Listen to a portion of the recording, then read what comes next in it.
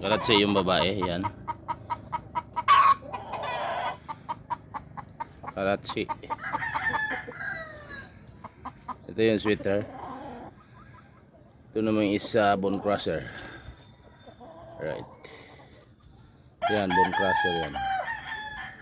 Ito yung karatsi natin, original karatsi. Yan, dyan natin yan.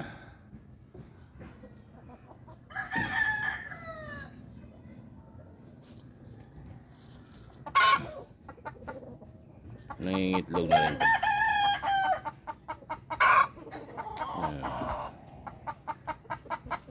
Yun namang isa.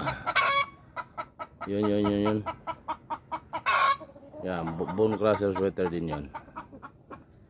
Right.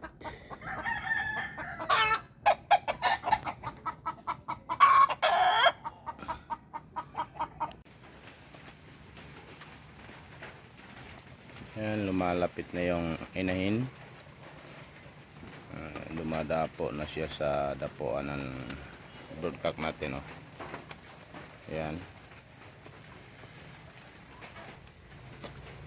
Alright. Yan, bone crusher sweater din yan. Dito natin siya pinapalahian. Yan, ang ganda ng resulta niyan, mga kasabong. Alright.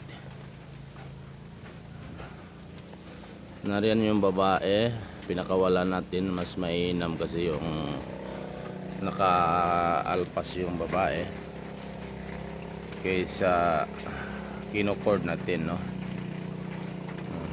Yung lalaki nakatali lang siya pero mahaba yung tali niya.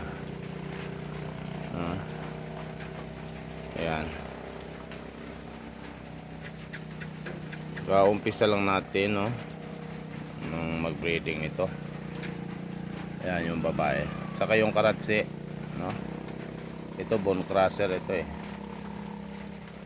Yung inahin nito is original bone crusher. Process na rin ito. Sweater, may layan na rin yung sweater.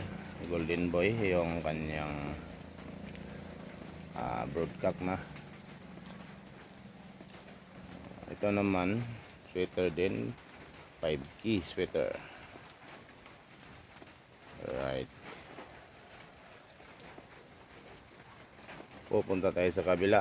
Andyan naman yung mga broodstock natin. Kukunti kasi kaumpisa lang natin ito. Yung kanawayon, no, broodstock. Ayan. Bata, 5 months. 5 months pa lang ito. Andito rin yung isa sa kabila. Ito. Ayan. Bata pa rin ito. 4 months old. Nakapayong sila. Gawa ng pag umuulan hindi sila nababasa. Alright. Ito yung pumpkin. Yan ang pumpkin natin. Alright. Tinanggal na natin doon sa babae kasi naglimlim na yung babae, yung white gold natin. Alright. Pumpkin.